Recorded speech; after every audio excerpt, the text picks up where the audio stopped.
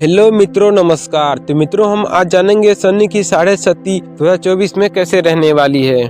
भारतीय ज्योतिष शास्त्र के अनुसार 9 ग्रहों में से एक ग्रह शनि की 7.5 वर्ष चलने वाली एक प्रकार की ग्रह दशा होती है। ज्योतिष शास्त्र एवं खगोल शास्त्र के नियमानुसार सभी ग्रह एक राशि से दूसरी राशि में भ्रमण करते हैं। इस प्रकार जब शनि ग्रह लगन से 12वीं राशि में प्रवेश करता है तो उस विशेष राशि से अगली 2 राशि में गुजरते हुए अपना समय चक्र पूरा करता है। शनि की मंथर गति से चलने के कारण ये ग्रह एक राशि में लगभग 2.5 वर्ष यात्रा करता है। इस प्रकार एक वर्तमान के पहले एक पिछले तथा एक अगले ग्रह पर प्रभाव डालते हुए ये 3 गुणा अर्थात 7.5 वर्ष की अवधि का काल 7.5 वर्ष का होता है। भारतीय ज्योतिषी में इसे ही 7.5 के नाम से जाना जाता है। अवधि 7.5 के आरंभ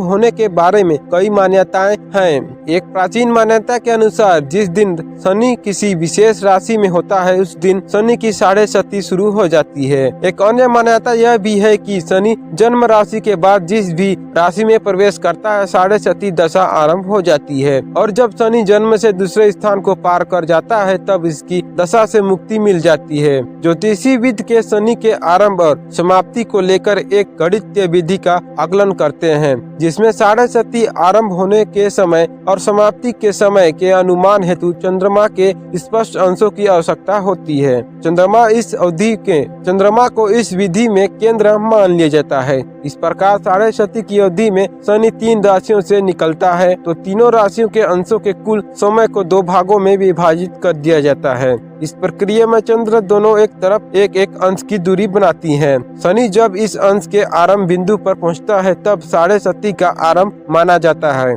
और जब अंतिम अंश को पार कर जाता है तब उसका अंत माना जाता है। ज्योतिषी शास्त्र के अनुसार अलग अलग राशियों के व्यक्तियों में इसका प्रभाव भी अलग अलग होता है। कुछ व्यक्तियों को 7.5 आरंभ होने के कुछ समय पूर्व ही इसके संकेत मिल जाते हैं और अवधि समाप्त होने से पूर्व ही उसके प्रभावों से मुक्त हो जाते हैं। वही कुछ लोगों को देर से शनि का प्रभाव दिखाई पड़ता है और 7.5 समाप्त होने के कुछ समय बाद तक इसके प्रभाव समाप्त होते हैं। उनके अनुसार 7.5 के संदर्भ में कुंडली में जन्म चंद्र से द्विदशा स्थान का विशेष महत्व है। इस स्थान का महत्व अधिक इसलिए है कि द्विदशा स्थान चंद्र राशि के निकट होता है। ज्योतिषी में द्विदशा स्थान से काल पुरुष के पैरों का विश्लेषण किया जाता है तो दूसरी ओर बुद्धि पर भी इसका प्रभाव होता है। शनि 7.5 के तथ्य।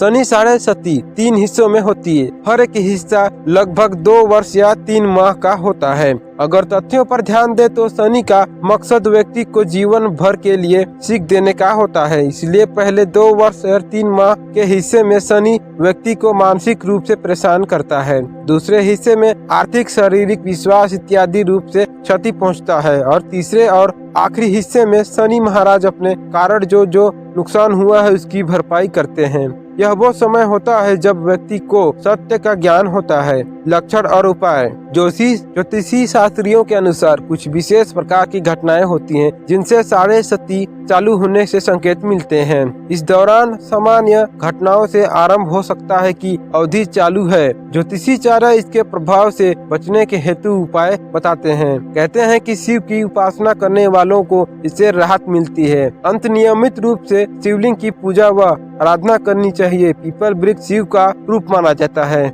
वैसे इसमें सभी देवताओं का निवास मानते हैं, अतः पीपल को अर्घ्य देने से शनि देव प्रसन्न होते हैं। अनुराधा नक्षत्र में अमावस्या हो और शनिवार का योग हो उस दिन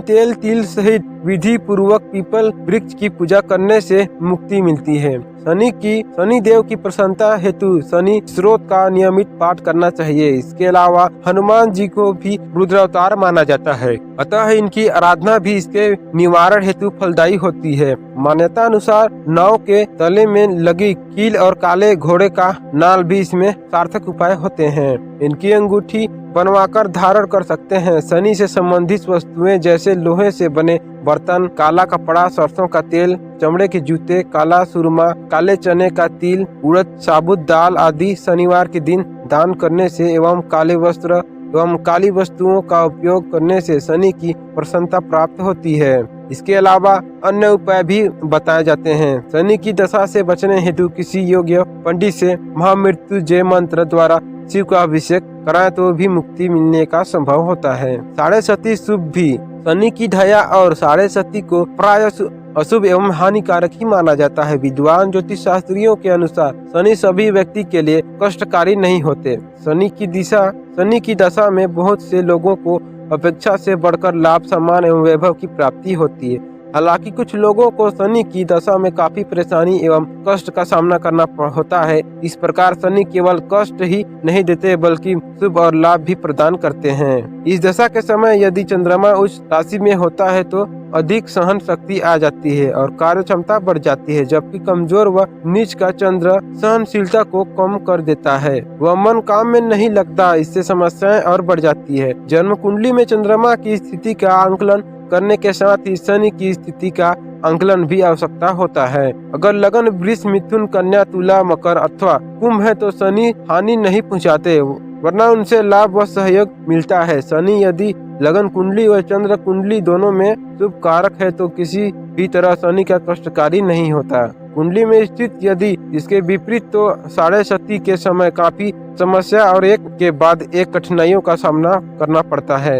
यदि चंद्र राशि एवं लगन कुंडली उपरोक्त दोनों प्रकार से मेल नहीं खाते हो, अर्थात एक में शुभ हो और दूसरे में अशुभ, तो साढ़े सती के समय मिला जुला प्रभाव मिलता है। तो मित्रों, यही थी साढ़े सती 2024 की साढ़े सती ढया। तो ऐसे इंटरेस्टिंग वीडियो देखने के लिए मेरे चैनल में जुड़े रहें। धन्यवाद।